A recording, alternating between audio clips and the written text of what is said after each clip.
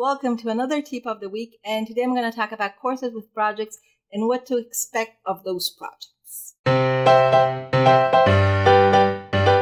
Okay, so I had a review that left me baffled because a student of my HTML course wrote that they expected more from the course because they expected that I was going to give them show them a project that they then would be able to sell.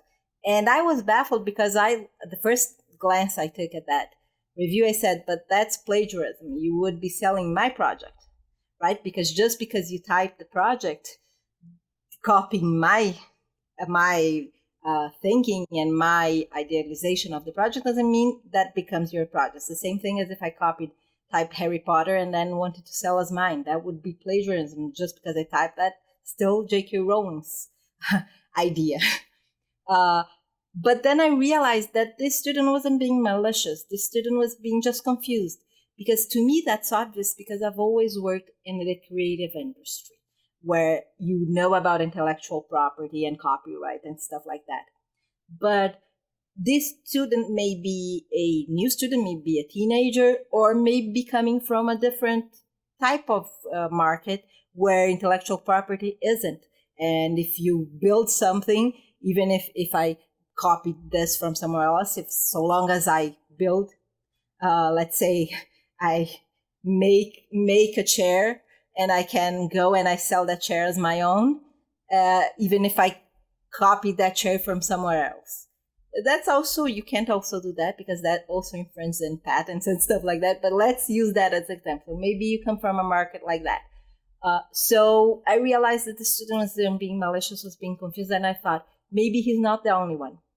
Maybe there are other students who also look at courses that are selling and see PHP with projects, Python with projects, and think they're going to come out with projects that they're going to be able to sell.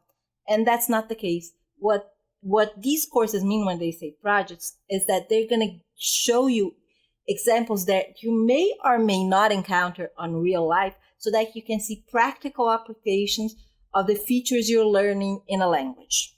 Okay? And usually those projects are simplified. Usually the project that the teacher shows you doesn't entail everything that an e-commerce would have or that a blog would have.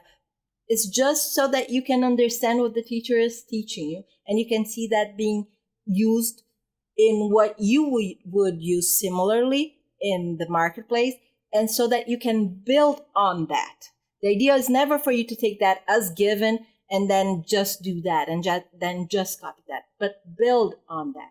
I personally do not like courses with lots of projects because courses with lots of projects, with very rare exceptions, tend to explain very little of the theory, and the teachers tend to just start coding without explaining why they are coding this way or the other. And so that confuses me, and then I can't reuse that because that's the way I learn. I need to understand why I'm doing something to be able to fix that in my mind and then understand where I can use that. But a lot of people like learning with projects because they're different. They learn in a different way. They don't want the theory, they want the practical application. And that's the idea. The idea, of course, that I have lots of projects is teach you by showing you the practical application and not necessarily the theory. But it's never to give you a project that you're going to be able to use without changing anything. Even if you're an experienced programmer and you have hundreds of websites you did, and let's say I specialize in programming e-commerce, then my websites are going to be similar. They're going to have a lot of code that I can reuse, but I will never be able to reuse the entire code without changing anything.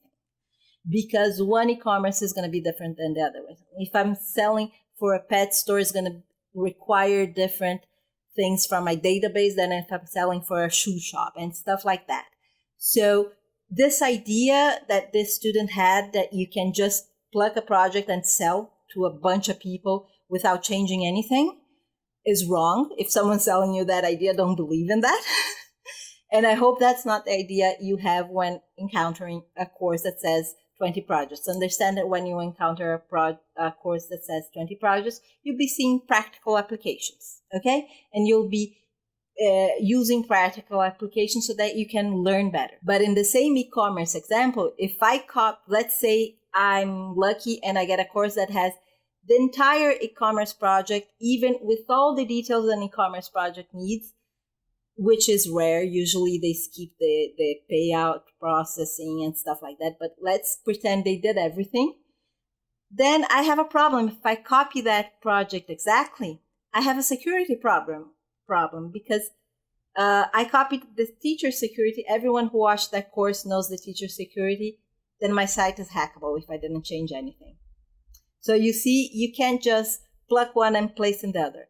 And so that's what you get with the project. And I hope that helped.